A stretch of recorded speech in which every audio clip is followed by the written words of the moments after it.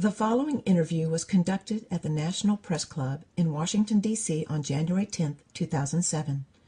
Dr. Greg Jenkins of DC 9/11 Truth interviews Dr. Judy Wood of Scholars for 9/11 Truth about her theory that directed energy weapons were used on the WTC towers on 9/11/2001.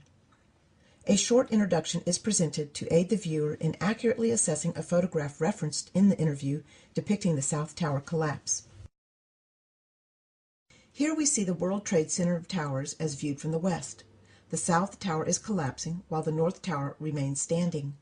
The smoke generated from oxygen-starved fires, predominantly from the North Tower, blows in a southern direction. No significant amount of debris or dust moves upward during the collapse, as indicated by the partially visible sky between the smoke and falling debris. Here we see a view from the north with World Trade Center Building 7, the North Tower, and the South Tower just before collapsing. Notice that the character of the smoke does not change before collapse, during collapse, or after collapse. The following video clip, filmed from the same perspective, also shows no significant amount of debris or dust moving upward during the collapse.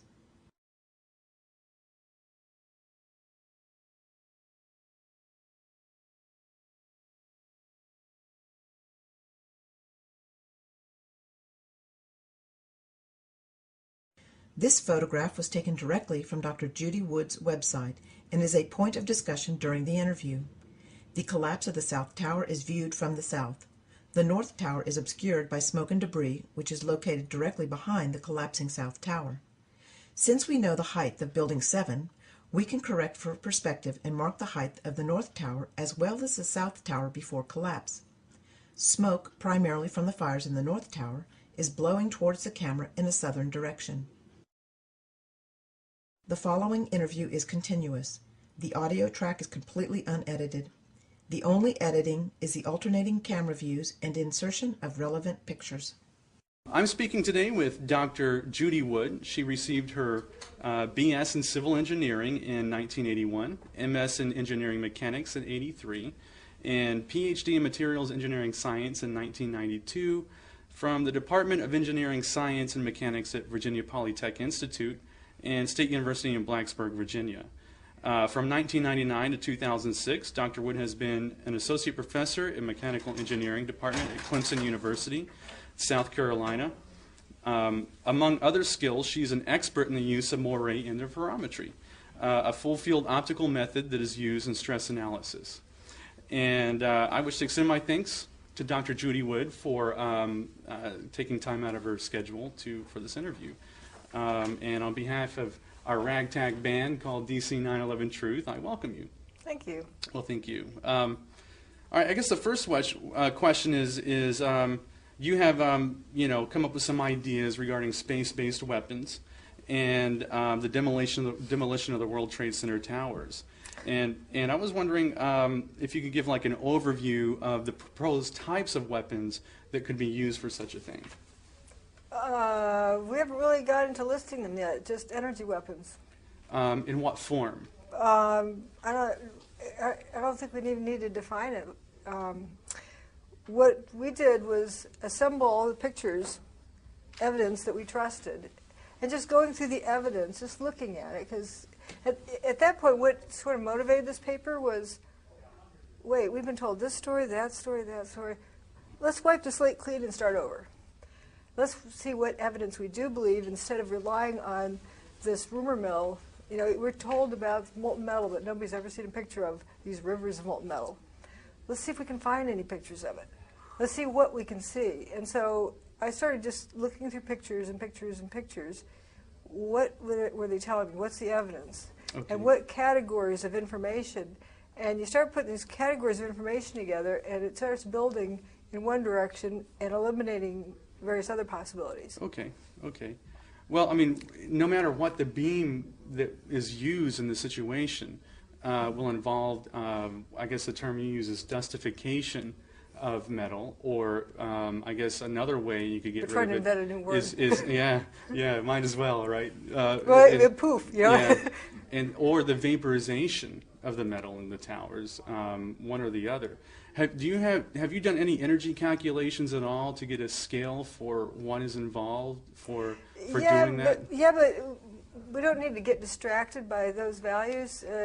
If you look at the pictures and look at the scrap pile when it's all done with, is there any question that the building was pulverized? Well, I do have some questions, but I've come up with an energy scale for the problem. If you use, like, say, a photon beam, a laser beam of some kind, you run into some problems, and namely the amount of energy required to evaporate the steel in the towers is... Wait, you're specifying evaporation. Sure. What about dustification? Is that what we're talking about? You want to talk about dustification? That's pulverizing the building, just turning turning the building contents into nanodust, we'll call it. Okay. Just pulverizing it. Right now, I don't know. Maybe has this been done in the laboratory? Has anything been done that would turn steel into dust? What? Various types of energy. What kind? Beams, what kind of well, energy? Let's see. You put something in your microwave oven and leave it on there extra long and see what happens to it. Well, that's food, right? That's not metal. Or something else. If you put metal in the microwave, it will reflect off of it. Yeah, I haven't tried a fork in there. You're not supposed to, but so I'm waiting for somebody else to do it to see what happens. It's kind of fun. Also, if you burn a disc, like a CD or something, stick it in the microwave, it makes a nice little show for you. So you might try that. It's kind of a fun thing to do. But the thing is I don't know of a way to dustify steel in any situation, and well, let's talk about physical principles. Okay. If you heat steel, or let's heat some type of what's the word I'm looking for? Pick some particular kind of element and heat it at with a particular vapor pressure. Okay. It evaporates. It evaporates, yes. Yeah, we're just talking about physical principles now. It will evaporate. Right. So if you have enough temperature, enough energy, you can quickly put a lot of energy into something, it'll go poof. It will evaporate, yes. And if you do that to one surface, maybe the surface right below there, it doesn't necessarily do the same thing to, because there's a different process going on from the direct hit to the indirect hit. That depends on the heat conduction of what you're trying to evaporate. No, not heat conduction. We're talking about an effect on a molecule. Why does the paper towel in your microwave oven not burn when because water it heats doesn't have up? water in it. Right. It does. So the energy does one thing to paper, does another thing to water. That's because heat. Microwaves are absorbed by water, and the Right. paper in the towel is not absorbed by water. Right. It has to do with the resonant energy of water. Right. Yes. So if you have some kind of energy you can put into a particular element that excites that particular element. If you excite an element, you're talking on the order of scales of eV to excite the electrons. If you're talking about a crystal, then you're talking about the bonding energies associated with that crystal. Okay? So if you're talking about steel... hang on. There's a slide that when I present this information that I've started using. First you figure out what happened. Then you figure out how it happened. Then maybe why it happened, then who done it. But you got to start and do it in that order. You got to figure out what happened. Okay. What happened doesn't depend on what you know about. And here's an example I gave at the talk I gave in Seattle. Is okay. Let's say you know of a slingshot, a BB gun, and pick something else, firecracker. That's all you know about. So you can only pick from those if you're going to describe what happened to the Twin Towers. Does that make sense? If you don't know about it, doesn't mean it didn't happen. Well, if I figure out what happened first, then how it happened is down the road. Okay, I mean, can we talk about your analysis on what happened? Okay, that's really where we are right now. Is what happened. We don't know. That's we don't great. know the serial number on the gizmo that was used, or what assembly line it came off of, or. Okay, so one thing that is kind of puzzling to me is that you had calculated the ratio of a building that was the King Dome, all right, and you looked at the ratio that you know, kind of the ratio of before collapse height to the ratio of after collapse height. Not the height, the mass. These are approximate numbers, ballpark numbers. You come up with 12% or something like that, right? For the before and after collapse height. There's, let's see, 30 feet. I remember, it's been a long time since I've looked at those numbers. Okay. And the King Dome, I think it was 30 feet, and I think it's like 250 originally.